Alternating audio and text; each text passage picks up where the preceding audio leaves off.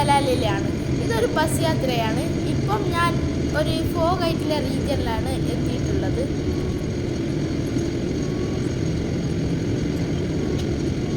അടുത്ത ദിവസം നമ്മളൊരു പുതിയ ജേണി ആയിട്ട് പോയി. ആദ്യം നമ്മൾ പോയത് അയ്യൂബ് നബീൻ്റെ സ്ഥലത്തേനു. ആ നല്ല സുന്ദരമായ കാഴ്ച നമുക്ക് കാണാം. ഇവിടെ നല്ല താഴെ കാണുന്ന മഞ്ഞ്, അങ്ങനെ പലതും. ഞാൻ കുറച്ച് ഫോട്ടോസ് എടുക്കുകയും ചെയ്തു. അയ്യൂബ് നബീൻ്റെ സ്ഥലത്ത് നിന്ന് നമ്മൾ താഴോട്ടേക്ക് പോയി. അപ്പോഴാണ് നമ്മൾ ഇത് കാണുന്നത്. വ്യൂ പോയിൻ്റ് എന്ന് പറഞ്ഞ സ്ഥലത്ത് നമ്മൾ എത്തുകയും ചെയ്തു. നല്ല സുന്ദരമായ താഴെയുള്ള കാഴ്ചകൾ കാണാൻ പറ്റും. അത് വലിയൊരു ടൗണിനെയാണ് കാണുന്നത്.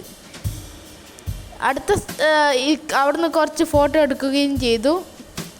എന്നിട്ട് നേരെ നമ്മൾ ഇത്തിൻ കേവ് എന്ന സ്ഥലത്താണ് പോയത്. ഇതല്ല ഈ കേവ്, പക്ഷേ ഇത്തിൻ കേവിൽ നടക്കാൻ കുറച്ചായി ഇവിടുന്നുള്ളൂ എന്ന് എനിക്ക് മനസ്സിലായി.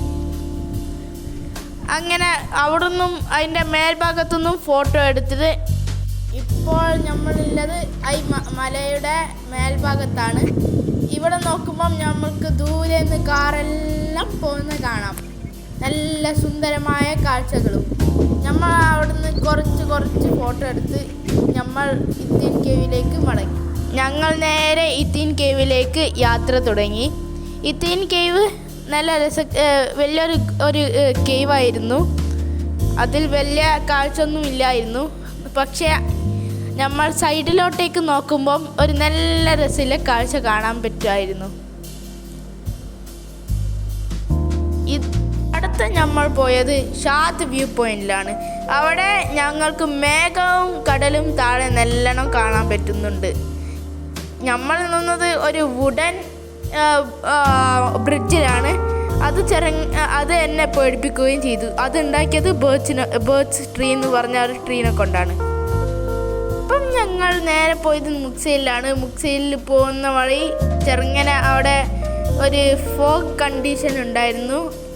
അത് ഇപ്പം കാണാൻ പറ്റും. ഇപ്പം സ്ക്രീനിൽ കാണാൻ പറ്റും. ഫോഗ് കണ്ടീഷൻ ഉണ്ടായിരുന്നു. അപ്പം ഒന്നും കാണാൻ പറ്റുന്നില്ലായിരുന്നു. കാറുകൾ ഒന്നും കാണാൻ പറ്റുന്നില്ലായിരുന്നു. ഇതിന് മുന്നേ എന്നോട് പറയാൻ മറന്നുപോയത് ഞാൻ ഫുഡ് കഴിച്ചെന്ന് ഇല്ല സിറ്റുവേഷൻ ആയിരുന്നു. അപ്പം ഞങ്ങൾ നേരെ താഴെത്തി മുക്സേൽ ബീച്ച് എന്ന സ്ഥലത്തെത്തുകയും ചെയ്തു.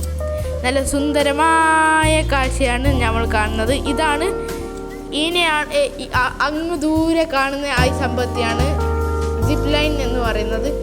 ഇത് ഒരു കേവാണ്, മുക്സൈൽ കേവാണ്. അത് ഈ സ്ഥലത്തായിരുന്നു ഒരു വെള്ളം പൊന്തി വരുന്നത്, ആളുടെ കാലിൻ്റെ അടിയിൽ നിന്ന് പൊന്തി വരുന്നത്.